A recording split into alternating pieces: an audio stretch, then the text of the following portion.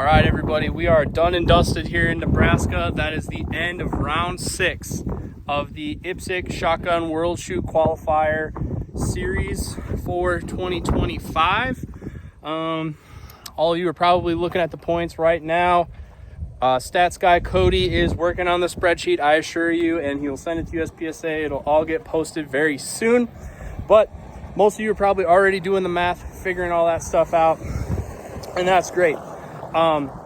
Keep in mind the scores are not final or absolute in how the selection process will go. There is other factors into who will actually get selected in a slot. So the committee uses the scores as the primary means of selecting a team, but it's still going to be properly announced by USPSA once the selection committee actually looks at everything and we receive our slots from IPSC. When do we receive our slots from IPSC? Nobody knows. How many slots do we get? Also, nobody knows. So it's a little bit of wait and see. If you follow our political system here in the US, if USPSA is national politics, IPSC is NATO. Okay, so it doesn't run like a Swiss watch. It's not particularly prompt. It's not particularly open, but we get them when we get them. The process is ongoing though, and you're pretty much going to see on the score sheet or on the spreadsheet what the pecking order is going to be for who gets those slots. There are other factors as well, okay? Like you have to be able to get a passport. That's been a thing, all right? You have to be a member in good standing. Most of you are, otherwise you wouldn't be in the series. And then other things change as well, just stuff in life.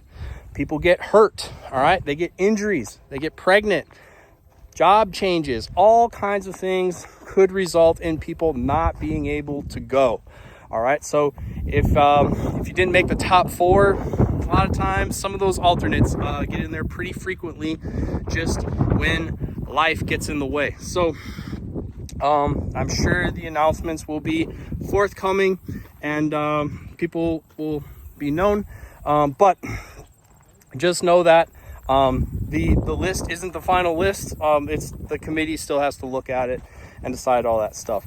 I don't speak for the committee. I'm on the committee, but I don't speak for the committee. USPSA likes to announce their own stuff. So it will get looked at, it will get processed, it will come out on the other end. People will be notified privately before they're announced publicly, that kind of stuff. But I do genuinely want to thank everybody for participating in the series. I'm sure a lot of you are like me and wish you shot better.